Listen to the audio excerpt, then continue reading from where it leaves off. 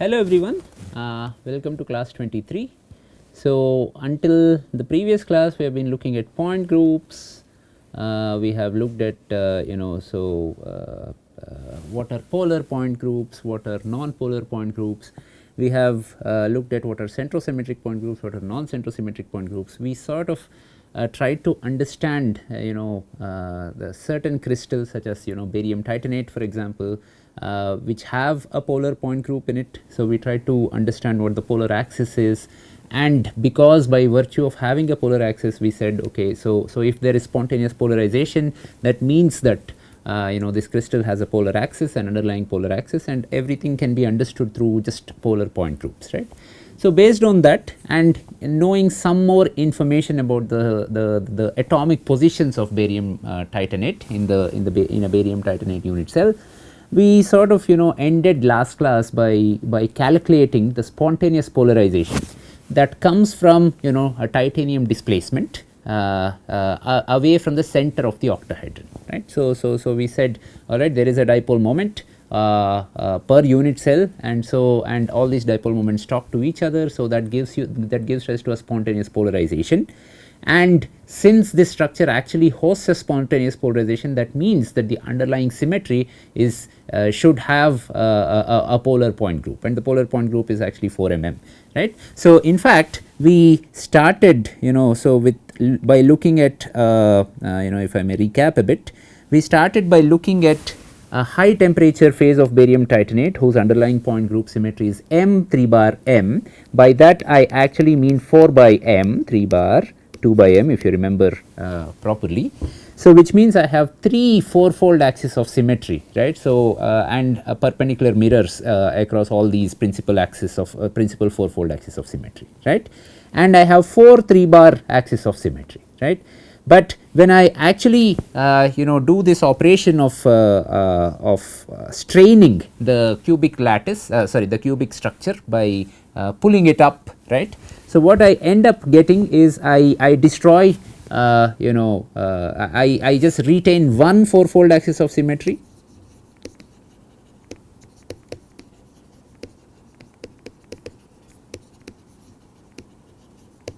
not 4, not 3 rather. And what else am I doing? I am actually destroying the 3-fold or 3-bar axis of symmetry. For the 3-bar axis of symmetry do not exist anymore. Okay. So, just by stretching it, I am making sure that along the body diagonals the 3-bar axis of symmetry does not exist. Okay. So, instead what I have is a 4 mm. It has a lower symmetry than M 3 bar M, but the point is 4 mm is a polar group. So, this one four-fold axis of symmetry acts as a polar axis, and since this also hosts some spontaneous polarization by virtue of atomic arrangement, the direction of spontaneous polarization should be in along the polar axis, either plus this way, plus C or minus C. Okay. And then we said in a crystal like we calculated what that is, that comes to about 31 microcoulomb per centimeter square, and in barium titanate we should be able to switch this from positive to negative, right. So, by application of an electric field. So, we sort of stopped there. So it's a ferroelectric material, it is not just a polar material because you are able to switch it, it is also a ferroelectric material. So, we will leave our discussion about ferroelectricity there, and then later on come back to it again to actually see how this ferroelectric hysteresis etc. is measured, how the polarization switching from up to down is actually measured, right, so experimentally, and how you can switch it. So let us move on towards looking at what are called space groups. So, this is all about point groups, right. There are 32 point groups that are compatible with crystallographic translation, right, and point groups are about a point, there is either a unique point or there is an axis, right, so which are all the polar point groups. But so you can have so this is only about one point or one axis, right. So, when I am actually talking about a solid, what I have is also a translation symmetry, right. So, if there is a certain point which has a certain group of operations, group of symmetry operations, then I have to be able to translate it and say that there are certain other points with also certain group of other symmetry operations. So, this entire you know, so there is a point group which talks about you know, symmetry operations about a point or an axis about a unique point. Okay. And then you have translation symmetry by virtue of periodicity in a solid, right. So, which tells me that if there is one point with a certain symmetry operation, this point should be, you know, translated, you know, so there is also going to be translational symmetry in the crystal, right. So, to describe the complete symmetry of the crystal, to describe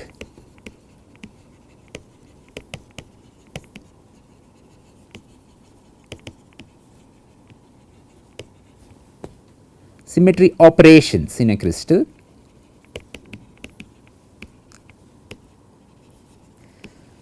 you know, one needs to combine point group operations, point operations with translation and list out everything, right, and list out everything and list out all possible operations.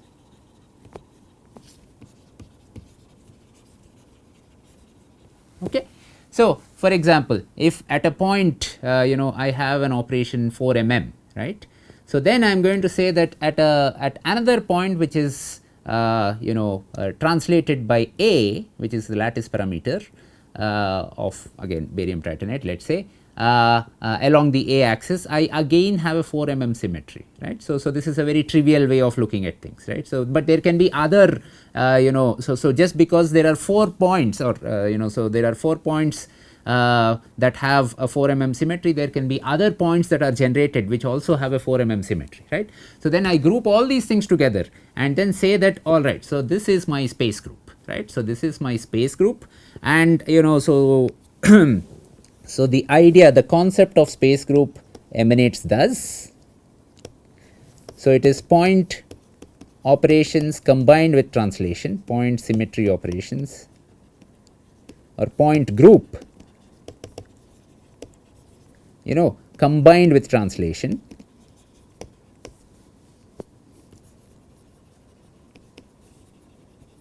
Okay. So, it is also possible that one point has 4 mm symmetry and another point only has an inversion symmetry, right.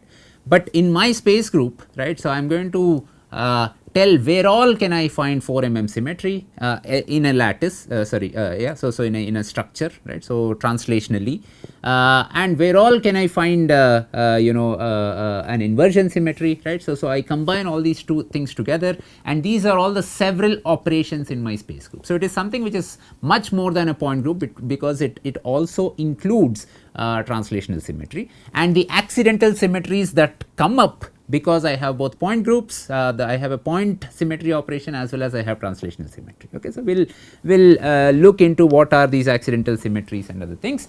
Now, it goes without saying that you know, space group is a group, right. So, it will satisfy all the mathematical properties of what a group is, and I am going to represent it as, you know, so I have a point operation which I am going to a point you know, symmetry operation which I am going to represent it as R. R doesn't mean, R can mean a proper rotation or an improper rotation. These are typically my point symmetry operations, and then you know, a T for translation. If I apply this on a lattice vector R, right. So, what I should get is you know, R operated on R, which is just a point symmetry operation plus translation. Okay. So, this sort of a thing is called Seitz notation.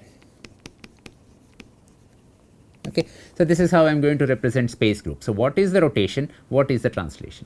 Typically translations are all, you know, unit cell lengths, right. So, if I have yeah, so let's take a look at what these space groups are, how one can you know, develop space groups.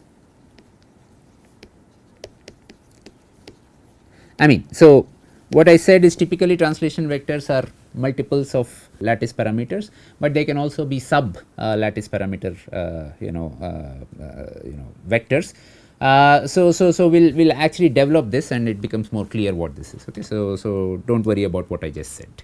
Okay, so very quickly, right? So I'm not going to look at, there are about 230. There are not about 230. There are 230 different space groups. I'm not going to look at all the 230 space groups, because space groups, so we'll just brush through it in this course. So we'll not look at details of what every space group is.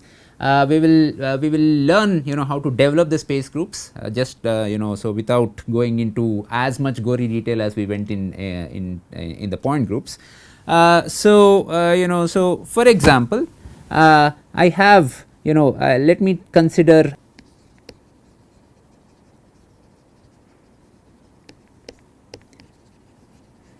okay. So what do I mean by combining point groups with translation, right?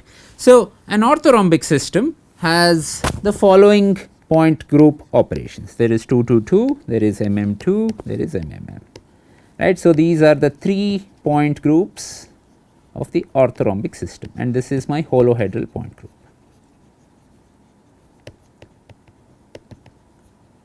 Okay. Whereas an orthorhombic system, if I look at the Bravais lattices, which tell me something about where all can I place these lattice points, right? So if I have a 2 2 2 symmetry about a certain point, because all my lattice points are identical, right? So the by a translation by a Bravais lattice vector, I should have the same symmetry on the other lattice point also. For example, if I have so let's say there is a 2 2 2 symmetry about this point, and I have a body centered Bravais lattice, right? So I have centered the orthorhombic crystal such that I have a body centered Bravais lattice. Then I should this point also should have a 2 2 2 symmetry, this point also should have 2 2 2 symmetry, and so on and so forth. Sorry, let me not. Yes. So about every point across the unit cell, right? So I have some unit cell, an orthorhombic unit cell like this, right? All identical lattice points, right? So if this point has there is a 2 2 2 symmetry about this point, there should be a 2 2 2 symmetry about this point, and so on and so forth. But there is also a 2 2 2 symmetry about my body centered position, right? So this point group operates at all these different points, and it is also possible that there are some additional points which are not even lattice points, where also I can have this 2 2 2 symmetry. Okay.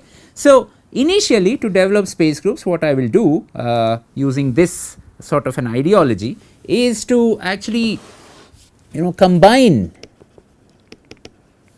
the Bravais lattices, which tell me something, Bravais lattice which tells me something about the translational symmetry,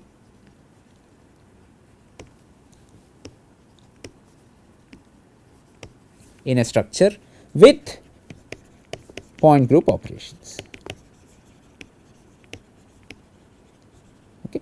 Now let's go back to our orthorhombic system. In an orthorhombic system, I have 4 Bravais lattices, or we can center an orthorhombic system in 4 different ways, right? Each of them is independent, each of them is different. We have seen this. I can have a primitive centering, right, which means there is no centering at all, right? So I have my unit cell has 1 lattice point in it. I can have a body centered centering, I can have an A or B or C centered centering, and I can have an F centering, right? So this is F is face centered, A is base center, I is body center, and P is primitive. So I can have 4 different centered lattices or Bravais lattices emanating out of an orthorhombic system, and I have 3 different point group operations.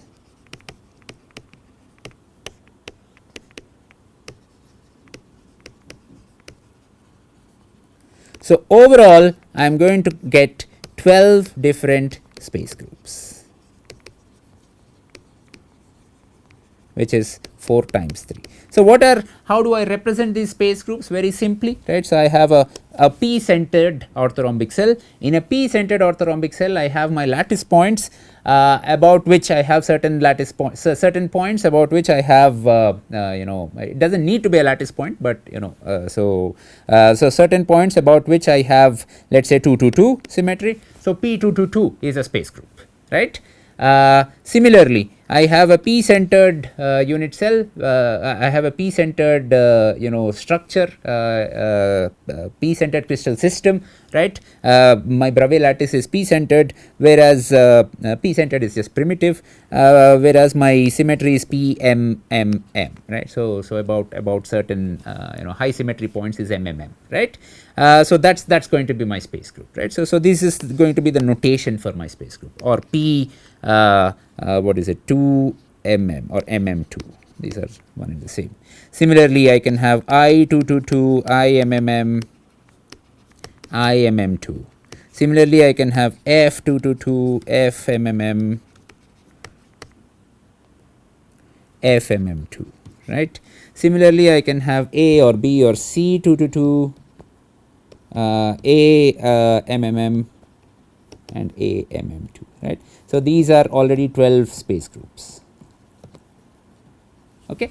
So, I just combine my Bravais lattice with a unit cell sentry. Okay. So, let us look at how so what are the different operations that come up because of such a thing that we did. So it is very illustrative if I look at for example here, right. So, I am looking at PMM2, right. Now, PMM2, I have taken a primitive lattice, right. So, I am just representing it in 2 dimensions, but so you can imagine that the lattice is in 3 dimensions, right. So, these are the points in my primitive lattice, these are the A and the B, let us say, and so there is an MM2 symmetry about this point, right. So, that is exactly what I was saying earlier. And so if I look at my asymmetric unit, the asymmetric unit so this portion, right. So, I can just do a stereogram just like I did with my point group operations, right. But the same stereogram gets repeated with the asymmetric unit here, it gets repeated here, it gets repeated here, right. Now, it turns out that okay, so I have so this is my mirror plane, this is my mirror plane, this is my two-fold axis, this is my other mirror plane, right. So, this is the m, m and 2, right. Similarly, at about this point I have a mirror plane here, I have a mirror plane here, and I have a two-fold axis, right. So, there is an mm2 here, there is an mm2 here, there is an mm2 here, right. So, there is an mm2 here. It turns out that there are certain points which are not even lattice points, for example, this here, this here, this here, this here, right. So, these are not even lattice points, right. But because I have an MM2 symmetry about all these lattice points, these points also get an MM2 symmetry, or they also derive an MM2 symmetry, right. You can actually about this point, right, if this is my asymmetric unit, I can see that I can regenerate if or so if this is my asymmetric unit, I can regenerate all these points, right. So this is two-fold rotated, so it should come here, there is a mirror plane here, so it should come here, right. So, and so on and so forth. So, you can regenerate all these points and you can actually prove to yourself that these points also have an MM2 symmetry, right. They are not really lattice points, there is I mean so the lattice does not consist of these points, but there are some so if I look at the translation vector, it is some sub lattice translation vector, and along these points also I have an MM2 symmetry. So that is what I mean by saying alright, about all the lattice points I have the symmetry that I want, right. So about all the lattice translations with respect to a given point of a given symmetry, I can translate it with respect to using lattice translation vectors and get other points with the same symmetry. However, that may also yield certain other points which have lattice translation. Okay, so this is how you represent space groups in general. With these sort of, it's not a stereogram, but it is a stereogram with a lattice, right. So with a unit cell of a lattice, right. So you combine them both and then you say that this is the space group of my crystal. Okay. So here the space group is PMM2. Now if I go to CMM2, right. Now CMM2 has so this point also exists, it's C centered, right. So in the lattice, so these are all the different lattice points. Okay. But you can also see that there are some accidental points that come up because of the MM2 symmetry about all these points here. So this is another point which has an MM2 symmetry. This is another point which has an MM2 symmetry. This one, right? So you got certain and this one, for example, this one. And this one and this one, right. So all these are actually, the squares are not lattice points, but they have an MM2 symmetry. Okay. So this is so you just combine the Bravais lattice with the point group operations in every crystal system, and you can generate the space groups, right. So this is how you visualize the space groups, right. So sorry, that's my email. Okay, so that's how one can visualize the space groups, right. Now I can generate so like that, so in an orthorhombic crystal system, in O crystal system, I have 12 space groups. I can count, so in a triclinic system,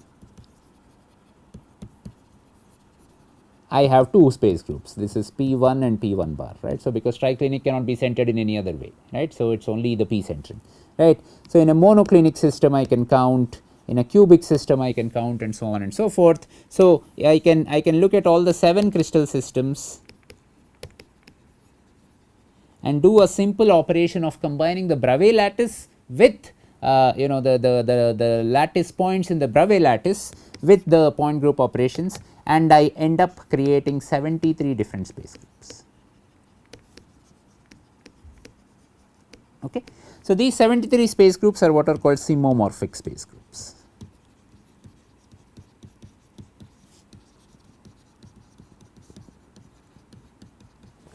Right. So now we have accounted for 73 out of the 230.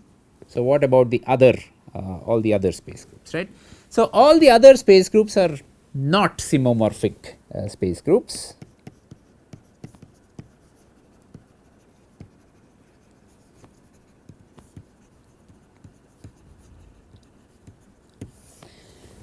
So now what am I going to do is, so the translation of my symmetry operation is not so I am going to combine not a point group, but a point operation with a sublattice translation.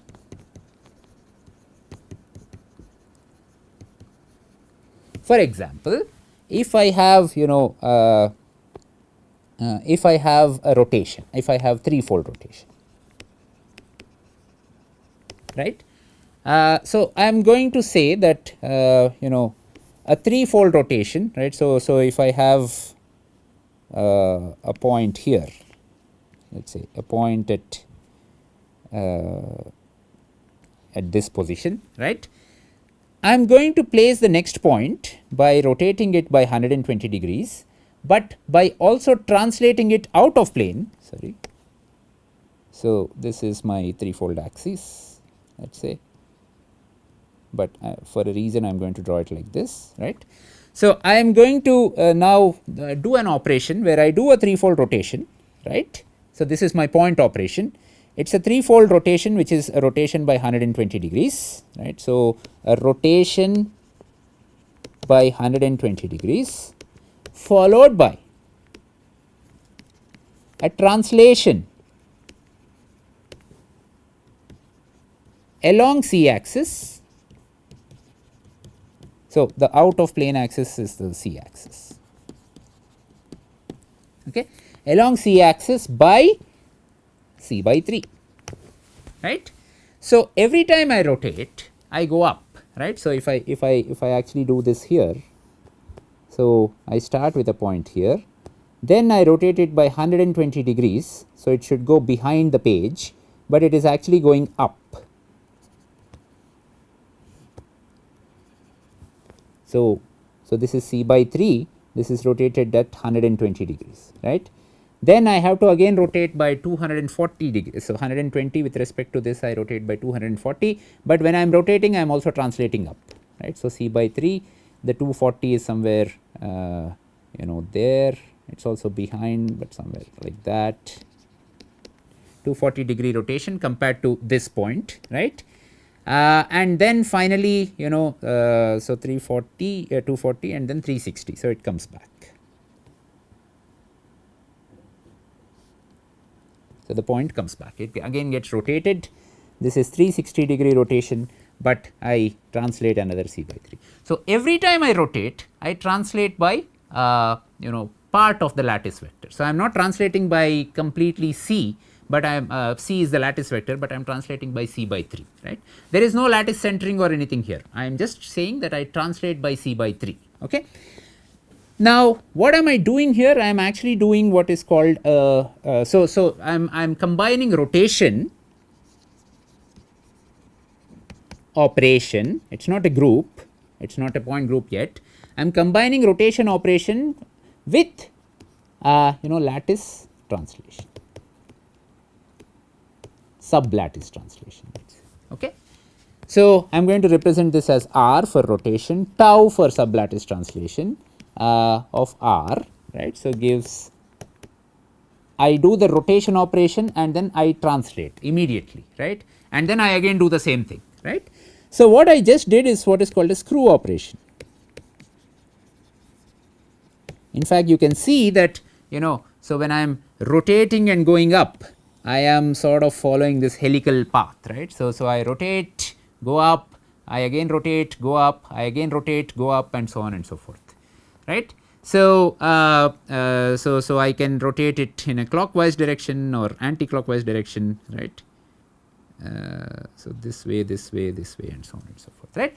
So, this is what is called a screw operation, and as you can see, a screw operation cannot just be a Bravais lattice combined with point group, right. So, every point operation, not even a group, right. So, every point operation is combined with a translation, right. So, I rotate, but then I translate up. I rotate and then I translate up, I rotate and then translate up, right. So, then I put my symmetry points here, here, here, right. So, all the point group symmetry points are here, here, here, and so on and so forth, right. So, sorry, if there is an asymmetric unit here, I am not putting it at 3-fold axis, I am not just putting another asymmetric unit at 120 degrees, but I put it at 120 degrees, but translated by c by 3. I put it at another 120 degrees, translated by another c by 3, and so on and so forth, right. So, what I have generated hence is a helix, right. It's what I have generated is what is called a screw axis, right. So, there is no way of understanding screw axis just as some sort of a combination of a point group operation, point groups combined with Bravais lattices, right. So, this is a point operation combined with sub-lattice translation, right. So, this also generates certain space groups, right. Okay. So, now a small notation about screw axis. So, I have a rotation axis, right. So, I have an n-fold rotation axis, and I am going to represent my screw axis. I am not, so if I say n, that means I have an n-fold rotation, right. A screw axis is represented as n followed by q, right, where q is nothing but so for example, if I say 3 1, right, I have a 3-fold axis of rotation,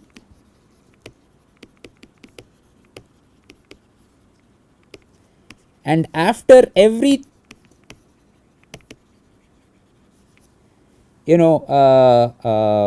3-fold rotation, after every 120 degree rotation operation,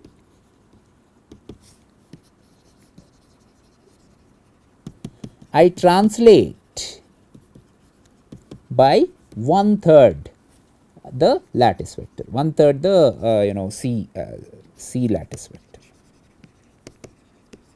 or lattice vector along the threefold axis of rotation. Okay. So, so this is what 3 1 means, or in general NQ means I have an n-fold axis of rotation and after every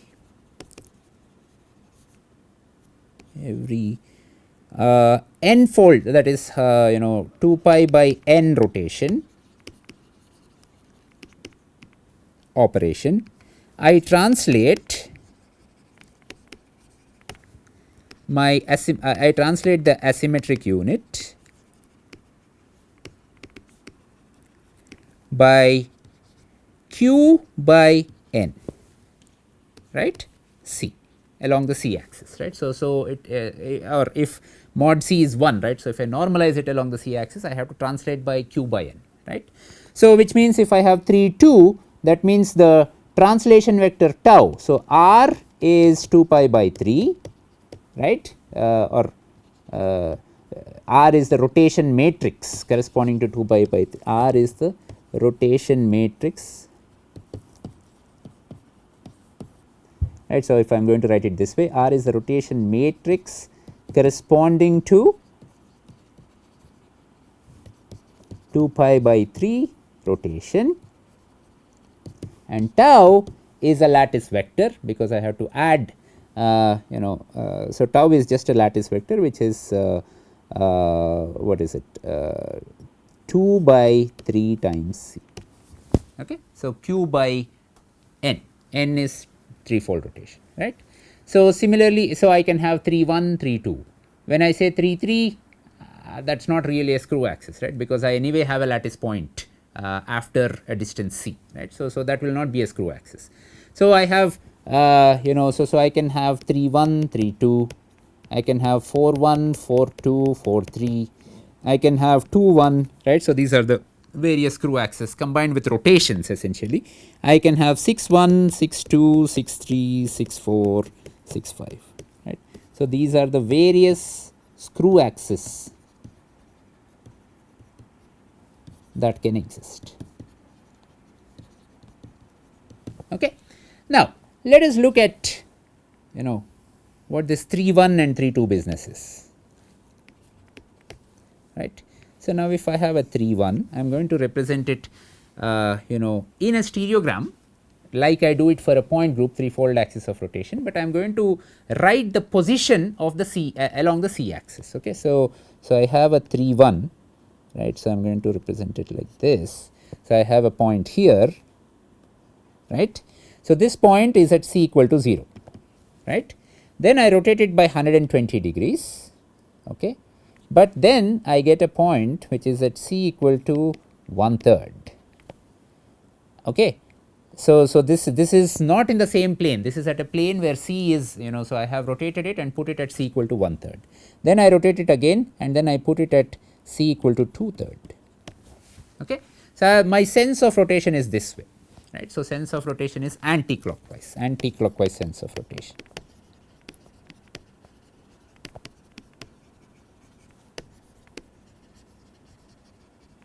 Okay. Now, if I am going for 3 2, right. So, what am I doing if I am doing 3 2? So, I have a point here, right. Now, I am going to rotate it by 120 degrees, sorry, let me again start exactly, or why do not I draw 3 2 in a different color, that will be more illustrative. So, 3 2 will be in red, again I start with my red point here itself. So, if I am going to do a 3 2 operation, so 3 2 in red, 3 1 in black,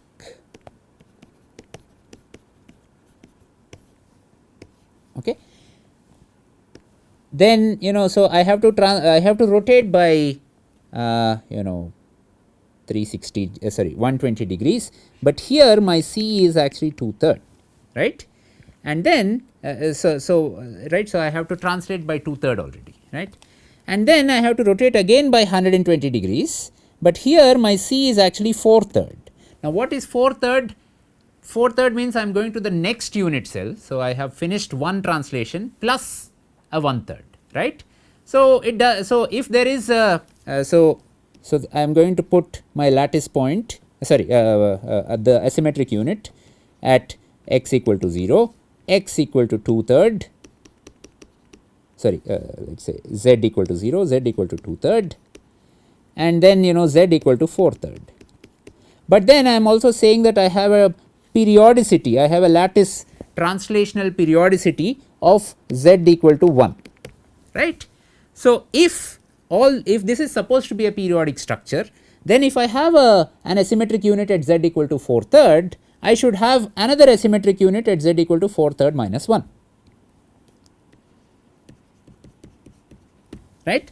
So, if there is if z equal to 4/3 is an asymmetric unit, is a position of an asymmetric unit of an entity, let us just call it an entity, then by lattice translation or by lattice periodicity, z equal to 1/3 should exactly have the same entity.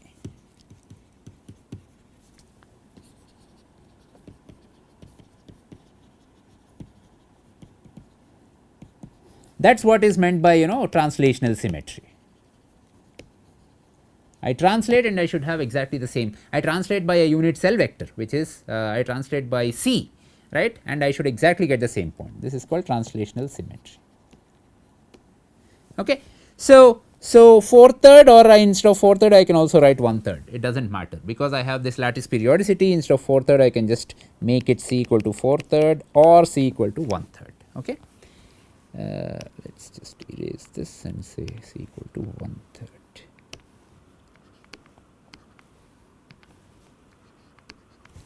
Right.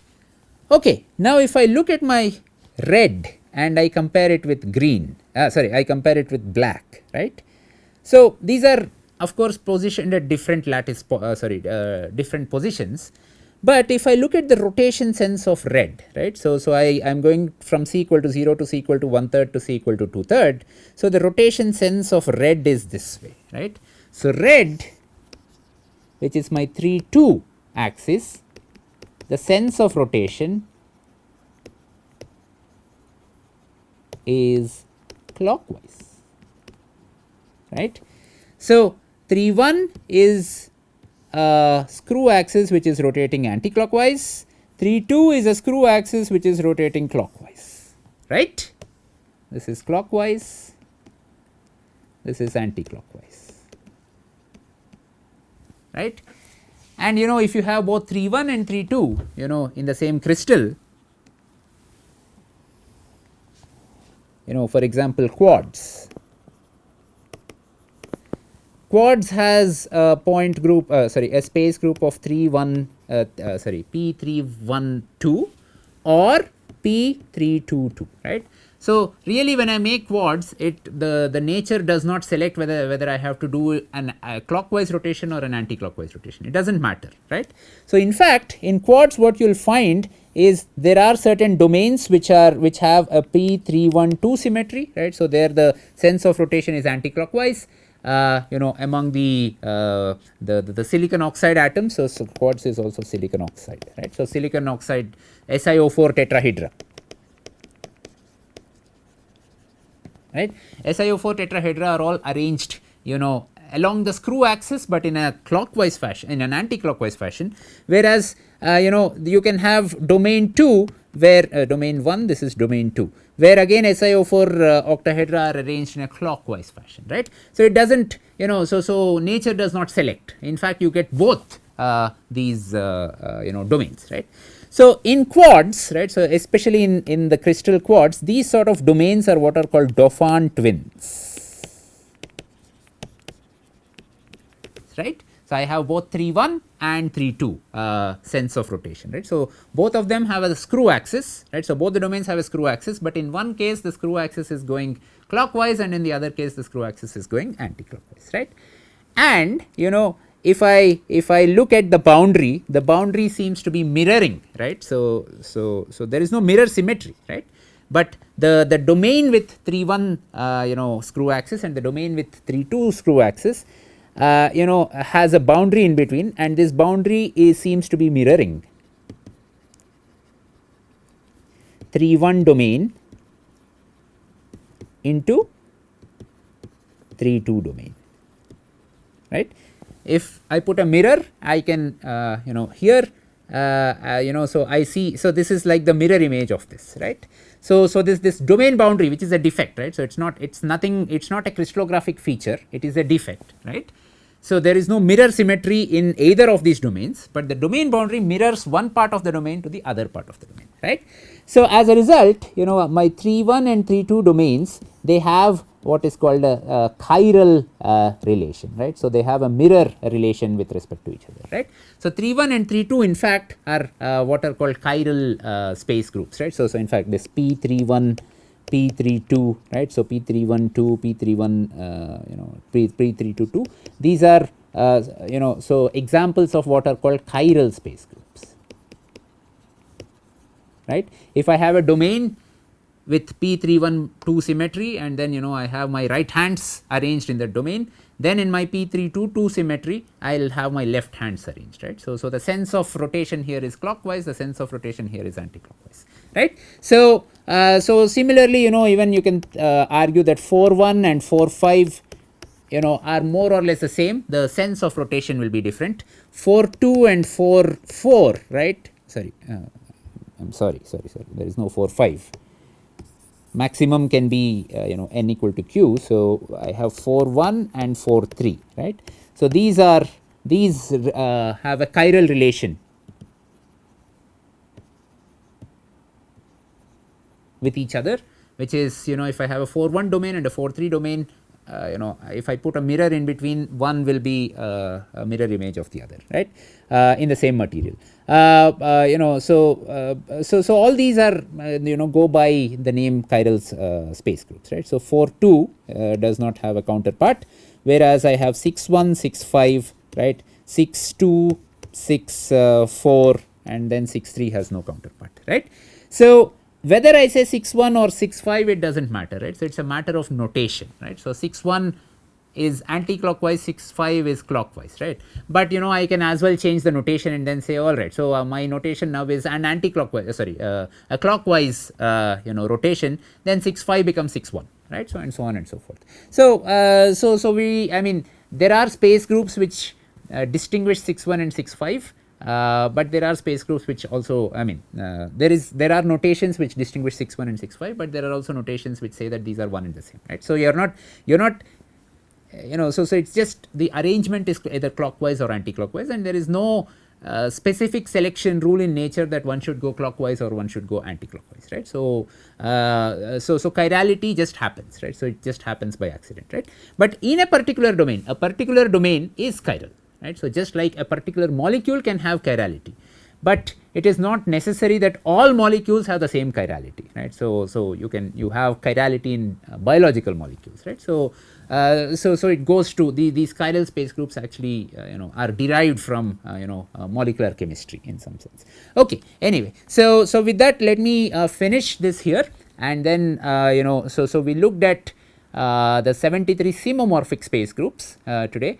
And then we came down to so the space groups which are not symmomorphic, and one of the ways of creating these non-symmomorphic space groups is to include a translation operation along with a rotation operation, right. So simultaneously, right. So I rotate threefold, I translate by c by 3, right. So that gives me a screw axis, right. In the next class we will look at what are called glide operations, where you are actually looking at now why only so rotation operations with translation operation.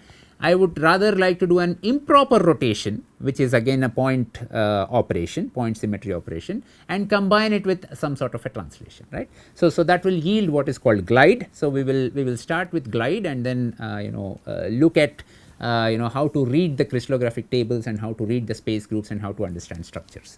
Okay, so let's meet in the next class. Thank you.